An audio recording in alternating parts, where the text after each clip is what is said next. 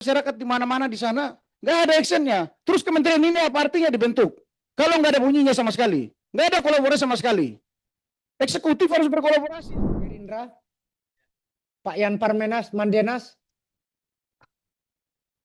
Terima kasih pimpinan yang saya hormati, beserta seluruh rekan-rekan anggota Komisi 13, Pak Menteri HAM, beserta seluruh jajaran yang saya hormati. Pertama saya pikir Bu Rike sudah hampir borong sampai tuntas ya. Tapi saya sedikit menyoroti di program dukungan terkait dengan rekapitulasi anggaran ya. Kalau saya lihat pertama mindsetnya dalam mengalokasikan anggaran di setiap kementerian, bukan saja HAM.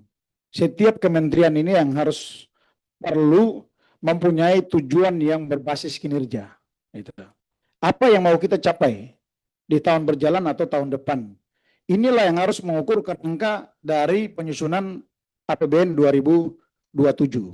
Nah, sehingga target kinerja dari setiap alokasi anggaran yang kita programkan itu benar-benar bisa terukur. Gitu. Kenapa? Karena saya lihat dari Kementerian HAM ini sangat signifikan. Apalagi di akhir-akhir ini dengan situasi global ya, ada perang yang terjadi di mana-mana, belum lagi dinamika nasional yang terus mengalami situasi yang bergejolak dan berubah setiap saat.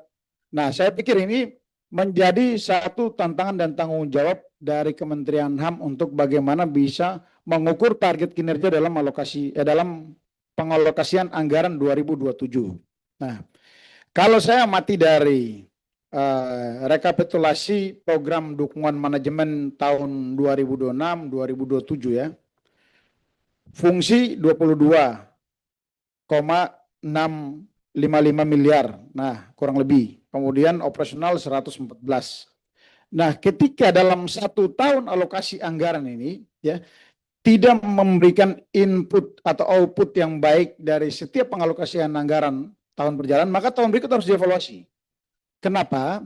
Karena target kinerja kita dalam mendukung program Presiden Prabowo dalam tugas Kementerian HAM ini hanya tersisa 3 tahun lagi, Ketua. Itu maksimalnya. Nah, sejauh mana Kementerian HAM mampu dalam menerjemahkan visi misi berdasarkan Kepres penugasan itu. Nah, ini yang saya berharap bisa terjadi. Nah, yang kedua, kenapa saya harus kritik sedikit masalah anggaran 2027? Karena mohon maaf, Kakak Natalis, di Papua ini terjadi banyak masalah demi masalah yang terjadi. Itu. Nah, tapi sampai dengan saat ini, ya, saya lihat belum ada langkah-langkah yang diselesaikan. Itu serius. Itu. Apalagi dengan kasus pemboman kemarin di Papua, saya cukup kritik keras dan saya ikuti Pak Menteri juga sedikit kritik keras. Tapi tidak serta-merta kita hanya teriak-teriak begitu. Action itu. Koordinasi lintas sektor ini harus bunyi begitu. Tidak bisa bunyi di media. Itu. Eksekutif sebagai eksekutor dalam melakukan koordinasi dan lain-lain harus actionnya jelas. Memberikan dampak yang signifikan terhadap perubahan situasi, konflik di daerah yang ujung-ujungnya berujung tingkat HAM di masyarakat. Begitu. Saya pikir ini harus dilakukan. Gitu. Karena kasihan kalau kepercayaan ini diberikan kepada senior saya ini penatalis. Tapi bunyinya tidak ada itu. Bunyinya di media ini tidak cukup begitu untuk menyelesaikan masalah di Papua. Gitu. Karena kementerian ini dibentuk spesifik oleh Presiden karena perhatian terhadap masalah-masalah HAM yang harus diselesaikan dan dibunyikan. Gitu. Sehingga kita memberikan kesadaran kepada kementerian lembaga untuk paham tugas dan fungsi mereka dalam melakukan komunikasi. Itu yang utama. Gitu. Jadi misalkan kalau anggaran kurang untuk mendukung teman-teman dari Kementerian Lembaga, minta tambah. Karena itu yang kita butuh, itu yang masyarakat butuh. Begitu. Bukan kita teriak di tempat, itu nggak bisa relevan dengan situasi di daerah. Itu saya rasa saya lakukan monitoring, tanya masyarakat di mana-mana di sana, nggak ada actionnya. Terus kementerian ini apa artinya dibentuk? Kalau nggak ada bunyinya sama sekali, nggak ada kolaborasi sama sekali.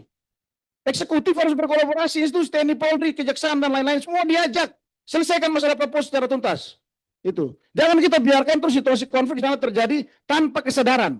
Bukan pada pemimpinnya ya, pada bawahannya yang kadang-kadang tidak beretika dan tidak punya moral dalam melakukan pendekatan-pendekatan yang sulit untuk menyelesaikan masalah di Papua. Sampai dengan muncul film viral dan sebagainya. Ini harus evaluasi pada diri kita. Kenapa ini terjadi? Apa yang sudah kita lakukan? Itu yang harus kita wujudkan dalam alokasi anggaran di tahun 2027.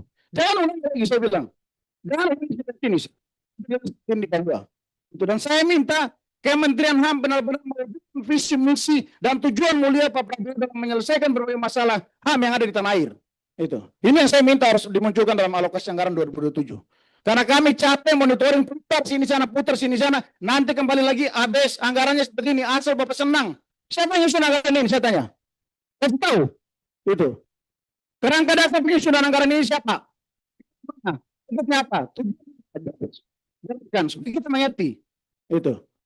Karena saya bingung, saya ini 10 tahun DPR provinsi, masuk ke DPR RI, pola penyusunan anggaran antara pusat dan daerah sama miripnya. Ini pas yang terjadi. Itu. Bukan mengukur target kinerja. Kalau target kinerja ya muncul dong di sini. Itu. Jangan nggak muncul, itu nggak boleh, jangan mau ya. Saya kasih tahu karena masyarakat saya di daerah Papua sana banyak yang korban dari situasi ini. Jadi jangan terjadi ulang. Itu. Semoga ke depan Kementerian HAM, bukan saja menteri, semua jajaran supnya jalan. Itu. Ada terjadi sesuatu turun, bukan saja di Papua, di Sumatera, di mana-mana. Respon cepat. Jangan biarkan ini tumpuk di pundaknya Pak Prabowo, tidak boleh. Dari kinerja kita yang buruk akan menumpuk kepada kinerja seorang Prabowo Subianto. Paham itu. Ya, saya pikir ini penting sekali.